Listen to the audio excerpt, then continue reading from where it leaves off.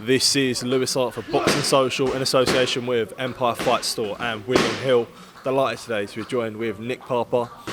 We're only a week away now from your fight. We're back out there, York Hall, April the 28th. How are we feeling, mate, going into this one? Yeah, I'm excited. I've been at the ring for pretty much nearly a year, so obviously I'm excited to get back in the ring and get some rust off. How frustrating would you say this year's been for you? Being in and out of the ring, not really what you want. Everyone always says activity is the most key thing for every boxer. To not have that, was that a really frustrating thing for you? It's very frustrating because, like you said, being active is the key, and obviously I've not had the activity that I would have hoped for. Not my fault completely, but things happen, and obviously you just got to roll with the punches. And we're back in just over a week, so I'm looking forward to it. Would you say that you've learnt a lot in this year, where you've sort of not been fighting? Although it's not been, it's been inactivity in the ring, but activity-wise outside the ring, you've learnt a lot. Would you say? 100%. I've kept myself in the gym, kept learning, kept improving. This is valuable time that we didn't waste. And I've been learning and sparring with my new coach now, Will Jones. Been working together for this year, and I've learned a lot from him already. And I'm looking forward to gelling even more and getting this win and setting us up for the next one. Let's just touch on Will Jones there. You just said working with him. What's it been like working with him? And we were just chatting to Harley there. And, sharing, having every great people in this gym day in day out. Guys like OD, Harley, Jordan, guys that you can bounce off. Must be a really special thing for you, up and coming as well, where you see all these guys. You trade nine with them. Yeah, 100%. It's a great stable, really, really good. So that's one of the reasons I wanted, because obviously Will's a top coach, and the stable and the gym, everything just ticks all the boxes here. So it's like a family, really.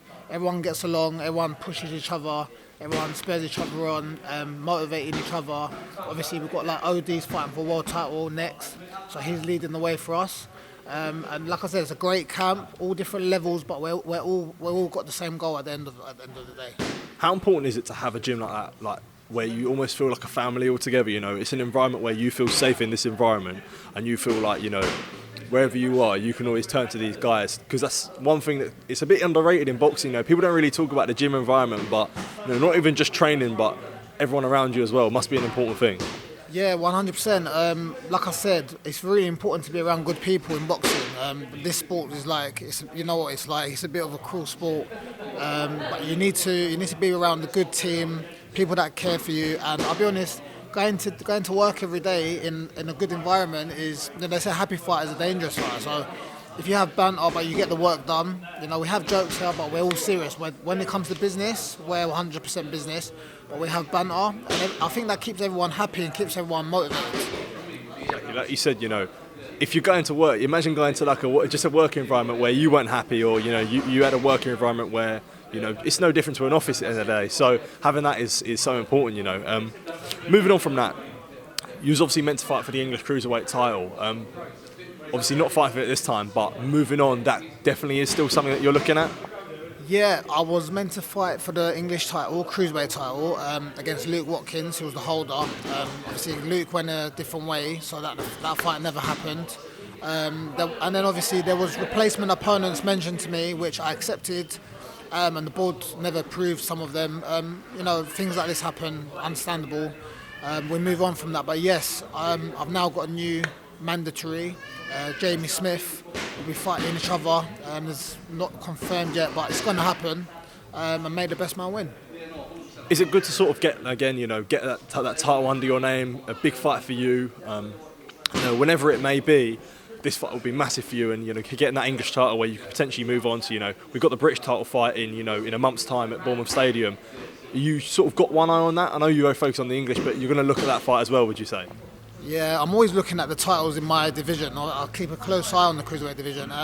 Like I said, won the southern area, and I want to win the English, and I want to win the British. I want to win every belt. Obviously, step by step. It's it'll be an honour to win the English, and then it'll be an honour to move on and win more after that. We'll just touch on that British title. Well, both two cruiserweight fights on that night. We've got Mikael Lawal versus Isaac Chamberlain. Just interested to know your thoughts on that fight, and would you really see that going?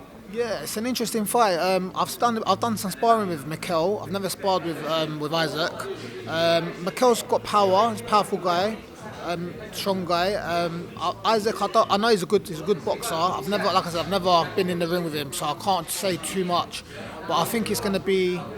It'll just depend on how they approach the fight. I think if they go to war and they're exchanging punches, I think Mikael, he's got the power aspect of it.